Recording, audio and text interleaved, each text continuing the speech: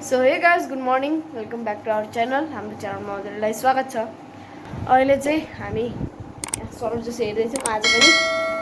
अनि मम्मी यहाँ खाजा पकाउनु हुँदैछ, रोटी हुँदैछ। मम्मी मम्मी रोटी पकाउनु हुँदैछ, मम्मी रोटी पकाउनु हुँदैछ। अनि अनुरागलाई रोटी बनाइदिइसक्नु भएको छ है, तेरो। अनि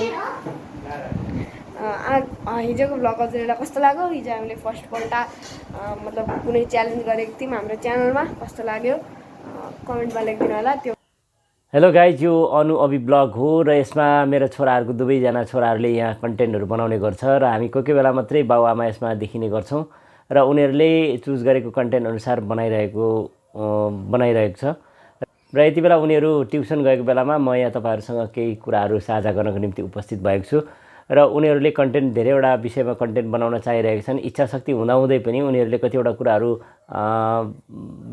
कतिवटा विषयहरूमा अनभिज्ञ छ र यस कारणले गर्दा तपाईँहरूले त्यो कन्टेन्ट बनाउन अथवा विषय छान्नको निम्ति तपाईँहरूले पनि साथ दिनुहोला। र सर्वप्रथम त तपाईँहरूले यस च्यानललाई सब्सक्राइब गर्नुभएको छैन भने सब्सक्राइब गरेर उनीहरूलाई माया हौसला र प्रेरणा दिनुहोला भन्ने म अनुरोध गर्न चाहन्छु।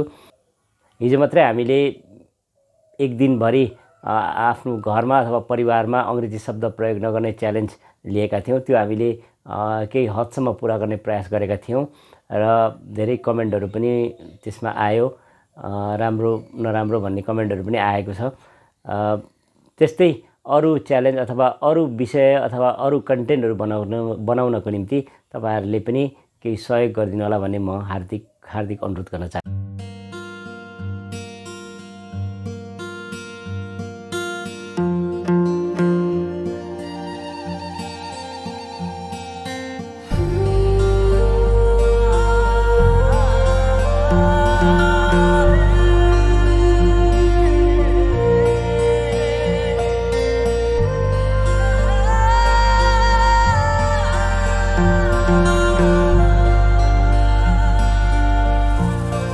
सो गाइज हिजो चाहिँ हामीले अङ्ग्रेजी शब्द नबोल्ने च्यालेन्ज राखेको थियौँ। अनि त्यो च्यालेन्जको पनि हामीले भिडियो बनाएर ब्लगमा हालेको थियौँ।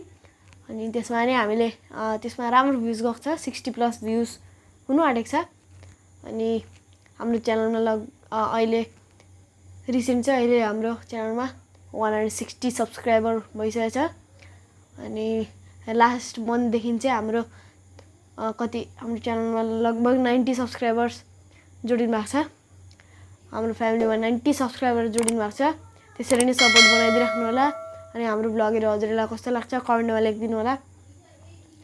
अनि राम्रो लाग्छ भने चाहिँ लाइक गरिदिनु होला।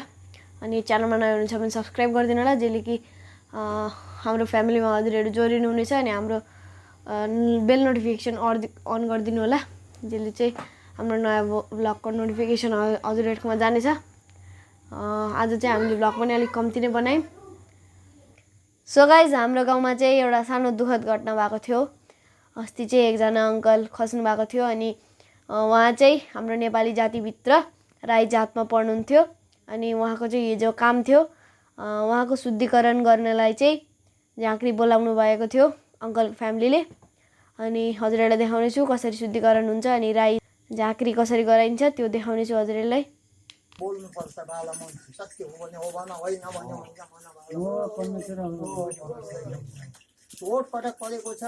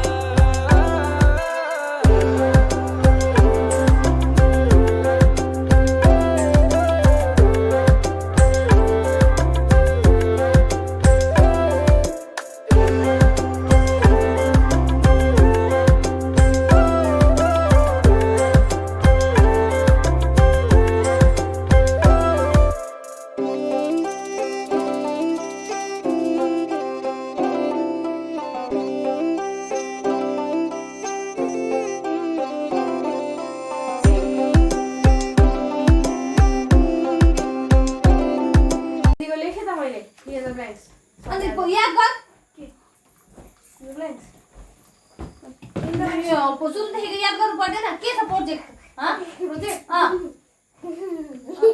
मोबाइल फुटाइदिन्छ मेरो मोबाइल फुटाइदिन्छ म त